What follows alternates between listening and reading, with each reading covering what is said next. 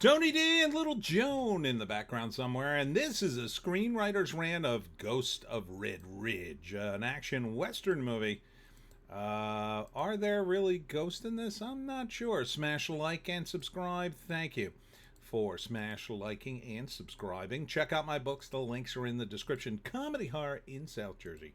It's the Pineys, books 1 through 16, available at Amazon.com. Don't forget, Kindle Unlimited is free. This has like all the Western tropes in it: gambling, an old town that's falling apart, bandits. The added bonus is, although a female bandit member, leader for some reason, the only thing it seems to offer differently is maybe these ghosts, which I'm not sure are actually in the movie or they're just visions of the main character. So, are there actual ghosts? It's kind of hard to tell. This guy here on the right, I think gets killed by mistake by the sheriff, or someone does, and the sheriff quits, and then, I don't know, he's haunted by his mistakes, and then has to come back when bandits attack the town. Something like that. It's a little unclear. The music's a little too intense. They're trying. Like, this seems like a genuine effort. Written by Brandon Kahela and directed by Stefan Colson. Seems like a genuine attempt at a Western by people who maybe should have watched a few more Westerns. The music's just a little too loud and intense. A little too generic. Needs to be a little more twangy, I think. Wow, wow, wow, wow. That kind of way. I think there needed to be a little more contrast in this trailer. It's just all like the music, really, and people running around trying to be super intense. And there's no real standouts here. They're just all kind of about at the same level, and there needs to be more contrast there. More contrast. More contrast. You know me, I love a good Western. Would I see this? Yeah, I'd probably see this. I don't know if I'd sit through the entire thing. I definitely wouldn't go to the movies for it. Appears to be a hotel movie. The colors are a little bright for a Western too. I don't know. Kind of throws it off. This character, I don't know, man. You put a female in charge of the bandit gang. I mean, that could work. She's got kind of a hard look to her. I mean, I like the sets, but I feel like I'm trying to figure out where they shot this. It feels like Europe. These, this on the right here and on the left, it feels like European houses. It doesn't feel like houses in the desert.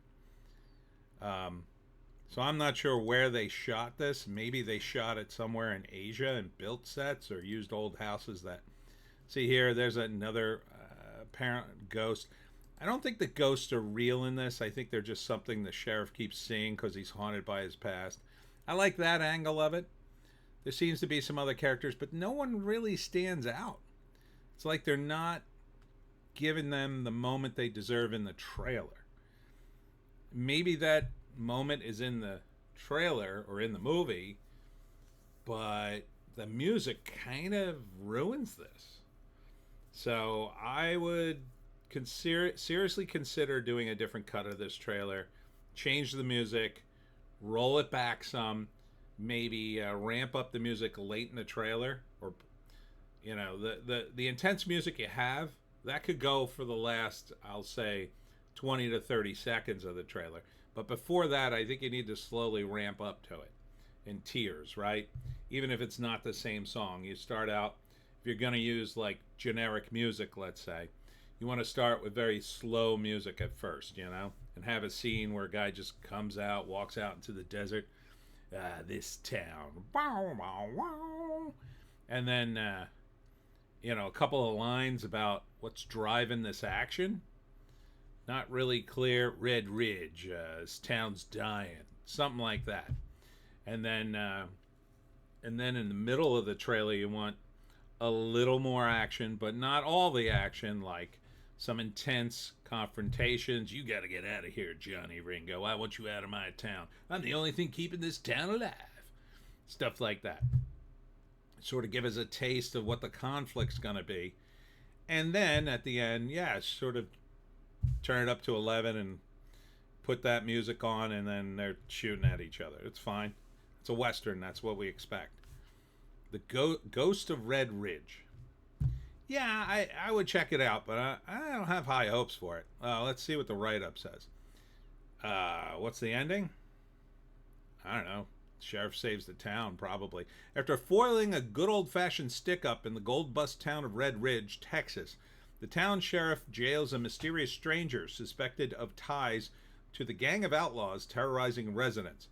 But as the sheriff draws closer to unraveling the bandit's identity, ghosts of murdered townspeople begin appearing at his door, leaving him to question whether the spirits are warning him or seeking vengeance for its own failure to protect them. Okay, that's a little different. So he didn't kill them. He blames himself for the murders. He blames himself for not protecting them and quits. It's a bit melodramatic for these sorts of characters. I would think they'd be made of tougher stuff. Perhaps if you have a good explanation of where the sheriff character's going post quitting. That's what a lot of these movies miss, and this is an important screenplay tip. When you have a character and there's two potential paths, the one path is the path the movie's going to take, and that is, for this particular case, the sheriff thinks about quitting and then decides to be a sheriff again. That seems to be obvious in this trailer. The other path is the sheriff quits and does something else. That path needs to be mapped out even if we don't see it. So we get little tidbits of dialogue like, yeah, I'm talking to the guys at the train depot about doing security there, or we're getting ready to leave this town, go back east. Whatever it is, the character should have a plan, even if we don't see it executed. Then some of the details of that plan might start to eke out and make it feel like, oh God, he's really leaving. If you don't have that, then it just feels like you made up stuff for the movie, and then the entire it undermines the reality of the decision you want the movie to make, that you want the characters to make in the movie. So that's very important. So when you have two decisions like that, the character's staying or going, he's got to have some sort of plan. Some sort of plan.